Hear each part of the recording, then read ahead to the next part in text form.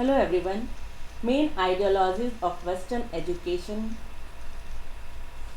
में आज मैं पेस्टोलॉजी के शैक्षिक विचारों को आपके समक्ष प्रस्तुत कर रही हूँ। जॉन हेनरिच पेस्टोलॉजी का जन्म 1746 में स्विट्जरलैंड के ज्यूरिक नामक नगर में हुआ था। वे 5 वर्ष के भी नहीं हुए थे कि उनके पिता, जो कि एक प्रसिद्ध डॉक्टर थे, का निधन हो गया और इसलिए उनका लालन पालन उनकी माता, जो कि बहुत ही धार्मिक और गुणवती स्त्री थी, और उनके दादाजी, जो पड़ोस के गांव में एक पादरी थे, की देख रेख में हुआ। और अपने इन्हीं 2 अभिभावकों के सद्गुणों से प्रभावित होकर उनके मन में अपने पिछड़े भाइयों को पढ़ा लिखाकर ऊपर उठाने की भावना जागृत हुई। उनकी प्रारंभिक शिक्षा गांव के ही एक स्कूल में हुई। इसके बाद वह विश्वविद्यालय में भर्ती हुए, किंतु विश्वविद्यालय की शिक्षा पूरी नहीं कर पाए। उसके बाद उन्होंने कानून की पढ़ाई प्रारंभ की, जिसे जनता के अधिकारों की रक्षा की जा सके। सन 1769 में कृषकों की दयनीय स्थिति से परेशान होकर उन्होंने नाइहॉफ में कृषि कार्य प्रारंभ किया और वहां उन्होंने कृषकों को कृषि के विभिन्न आयामों से परिचित कराया, लेकिन उचित प्रबंध न होने के कारण उन्हें हानि उठानी पड़ी। सन 1797 में 17 वर्षों के निरंतर प्रयास से उन्हें जो विचार सिद्धांत रूप में एकत्रित किए थे, उन्हें व्यवहारिक रूप देने का अवसर मिला। स्विट्जरलैंड में हुए युद्ध के कारण स्टेज नामक गांव में एक अनाथालय स्थापित किया गया, जिसका कार्यभार पेस्टोलॉजी को दिया गया। उन्होंने वहां 80 बच्चों के शिक्षण की एक नई विधि निकाली, जिसे अनसॉन्ग शिक्षण विधि, प्रिंसिपल ऑफ अनसॉन्ग कहते हैं, और यह विधि प्रत्यक्ष अनुभव एवं निरीक्षण पर आधारित थी। लेकिन सरकार ने वह भवन भी 6 माह के अंदर वापस ले लिया और पेस्टोलॉजी को वह जगह छोड़नी पड़ी। सन 1799 में बर्गडॉर्फ में उन्होंने एक सहायक शिक्षक के पद को स्वीकार किया और वहां उन्होंने शिक्षण संबंधी विचार को व्यवस्थित, उन्नत तथा प्रभावशाली बनाया। और वे अपना प्रसिद्ध उद्देश्य व्यक्त भी किया, और उनका प्रसिद्ध उद्देश्य था, मैं शिक्षा को मानव वैज्ञानिक बनाना चाहता हूँ। उन्होंने अनेक ग्रंथों की रचना की। इससे पेस्टोलॉजी की ख्याति दूर दूर तक हुई, लेकिन 1824 ईस्वी में उसे यह विद्यालय बंद करना पड़ा और सन 1827 में वह इस संसार से विदा हो गया। Educational principles of pestology, Pestalozzi के शिक्षा सिद्धांत। पेस्टोलॉजी के समय में समाज की दशा बहुत ही दयनीय थी। पेस्टोलॉजी ने शिक्षा में सुधार करके समाज की दशा में सुधार लाने का प्रयास किया। पेस्टोलॉजी ऐसे पहले शिक्षा शास्त्री थे जिन्होंने सार्वजनिक शिक्षा की बात कही है। उनके एजुकेशनल प्रिंसिपल्स इस प्रकार हैं। नंबर 1, नेचुरल एनवायरनमेंट, प्राकृतिक वातावरण।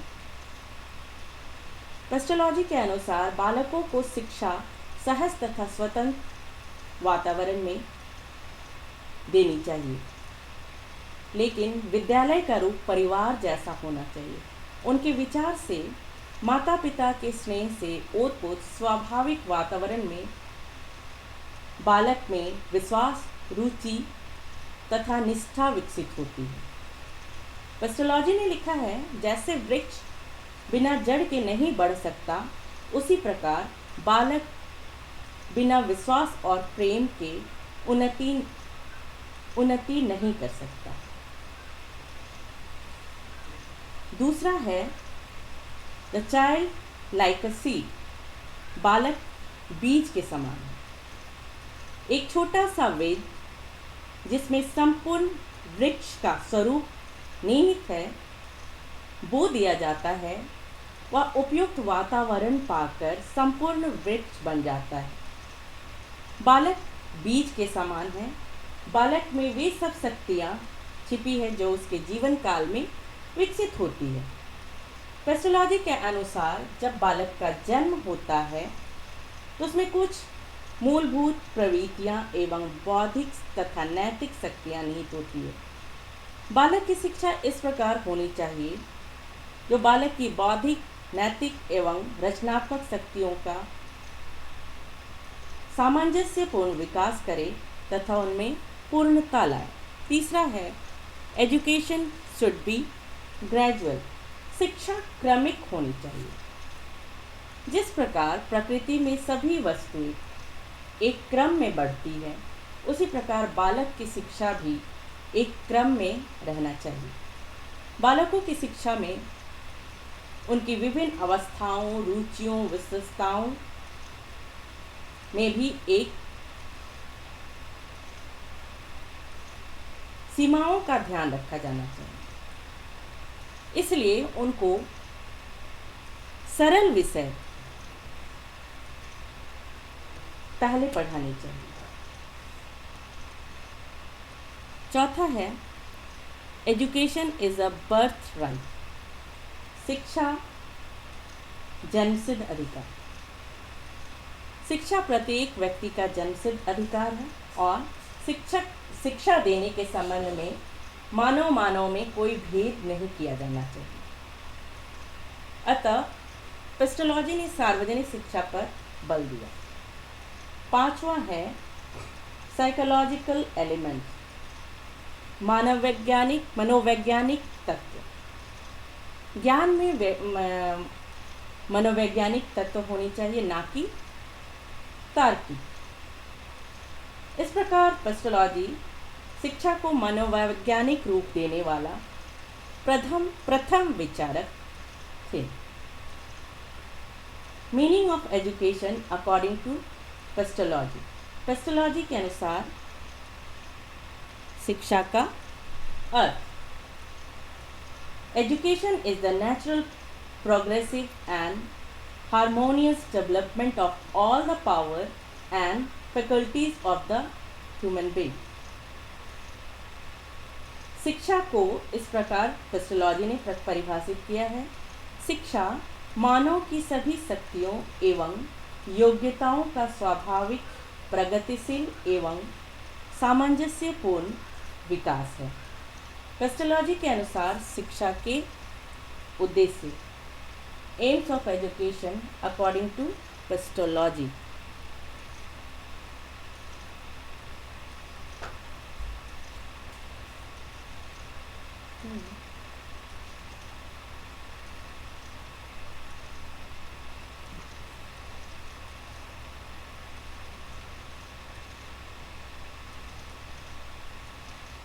पेस्टोलॉजी के समय समाज की दशा बहुत ही दयनीय थी। चारों तरफ दरिद्रता, शोषण, रूढ़िवादिता का साम्राज्य था और इसमें विशेषकर निम्न वर्ग जो थे उनकी दशा बहुत ही शोचनीय थी। उनके व्यक्तित्व के विकास की कोई भी साधन नहीं था। अतः समाज को सुधारने के लिए और मनुष्य का विकास करने के लिए पेस्टोलॉजी ने शिक्षा के कुछ उद्देश्य निर्धारित किए, जो इस प्रकार हैं। पहला, शिक्षा का उद्देश्य मानव जाति के कल्याण से संबंधित होना चाहिए। दूसरा, शिक्षा का उद्देश्य शक्तियों और बुद्धि का समान रूप में विकास और जीवन में मनुष्य की उन्नति के द्वारा मानव प्रकृति में सुधार के अतिरिक्त और कुछ नहीं है।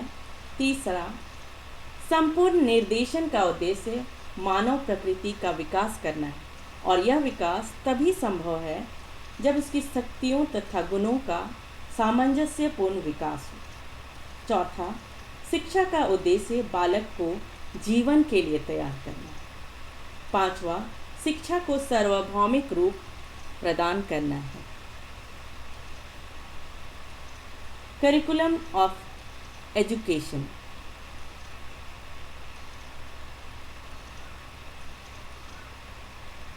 शिक्षा का पाठ्यक्रम अकॉर्डिंग टू पेस्टोलॉजी। पेस्टोलॉजी संकीर्ण तथा वास्तविक शिक्षा का विरोधी थी। उन्होंने शारीरिक, बौद्धिक तथा आध्यात्मिक विषयों को पाठ्यक्रम में समान स्थान देने पर बल दिया था और उसने पाठ्यक्रम निर्माण के लिए निम्नलिखित सिद्धांतों का समर्थन किया, जिसमें पहला है प्रिंसिपल ऑफ डेवलपमेंट, विकास का सिद्धांत। दूसरा है प्रिंसिपल ऑफ यूटिलिटी, उपयोगिता का सिद्धांत।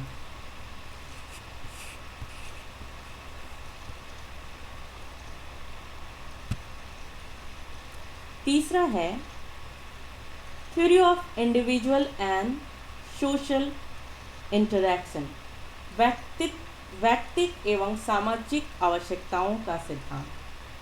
चौथा है theory of principle of interest, रुचि का सिद्धांत। पेस्टोलॉजी ने पाठ्यक्रमों को 6 भागों में बांटा है। Pestology divides curriculum into 6 parts. Number 1 बौद्धिक, इंटेलेक्चुअल। नंबर 2 व्यावसायिक, वोकेशनल। नंबर 3 नैतिक, मॉरल। नंबर 4 रिलीजियस, धार्मिक। नंबर 5 कलात्मक, आर्टिस्टिक, जिसमें ललित कला, चित्र, संगीत, फाइन आर्ट, ड्राइंग, म्यूजिक। दूसरा है हस्तकला संबंधी, हैंडीक्राफ्ट।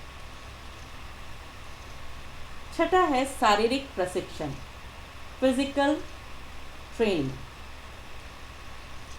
इस तरह से पेस्टोलॉजी क्रियाशीलता तथा अनुभव को आधार बनाकर पाठ्यक्रम का विस्तार वैज्ञानिक एवं प्रयोगात्मक विषय की ओर किया।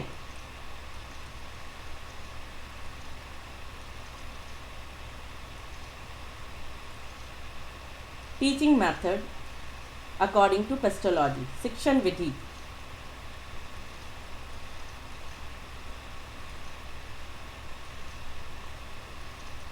पहला है आगमन विधि, इंडक्टिव मेथड।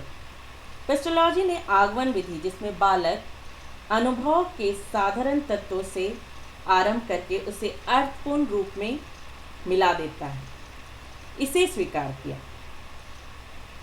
उसने विषय को उनके सरलतम तत्वों तक विभाजित कर दिया और उनकी विकास अवस्था तथा अभ्यास के द्वारा निर्धारित किया।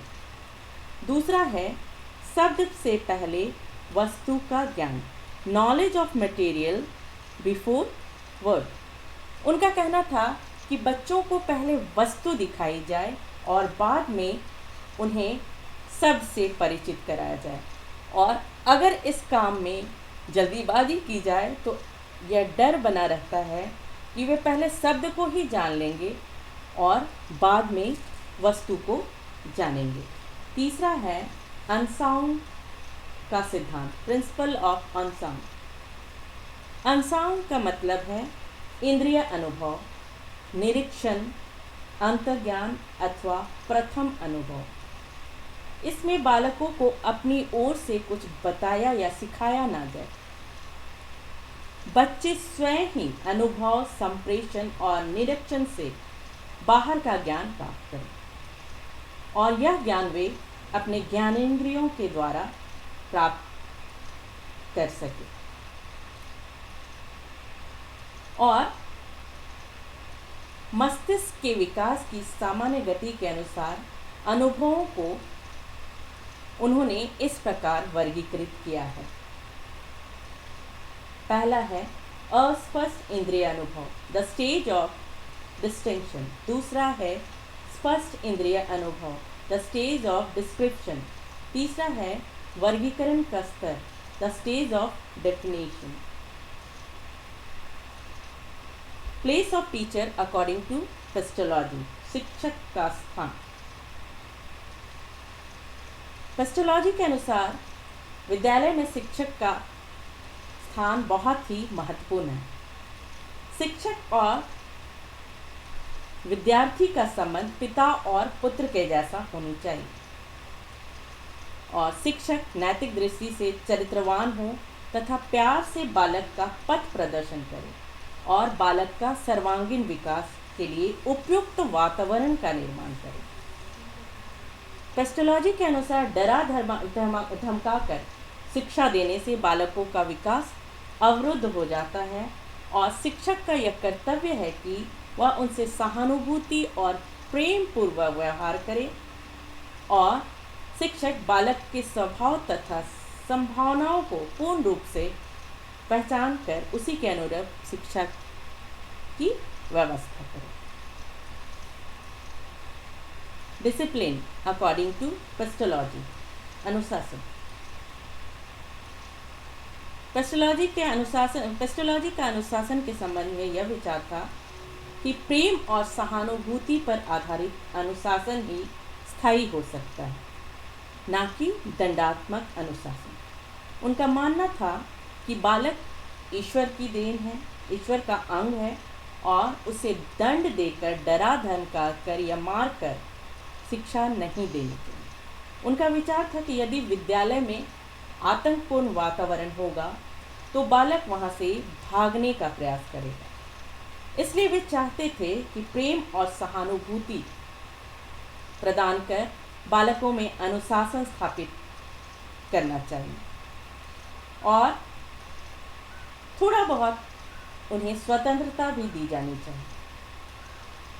पेस्टोलॉजी के विचारों से यह पता चलता है कि वे कठोर अनुशासन के विरोधी थे, लेकिन कभी कभी चरित्र निर्माण के लिए दंड देना भी आवश्यक होता है। Permanent contribution of pestology, pestology की स्थायी देन।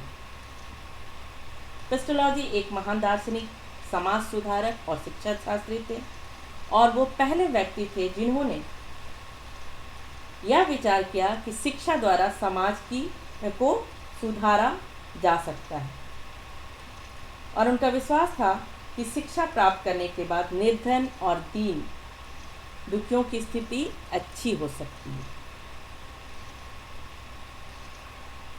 और पेस्टोलॉजी प्रारंभिक शिक्षा के महत्व को समझा और बालकों के प्रति सहानुभूति व्यवहार को सम्मति दी और प्रत्येक वस्तु द्वारा शिक्षा की व्यवस्था करके पुस्तक के रटने का विरोध किया, जिससे शिक्षा एक सरल और मनोरंजक कार्य हो गया।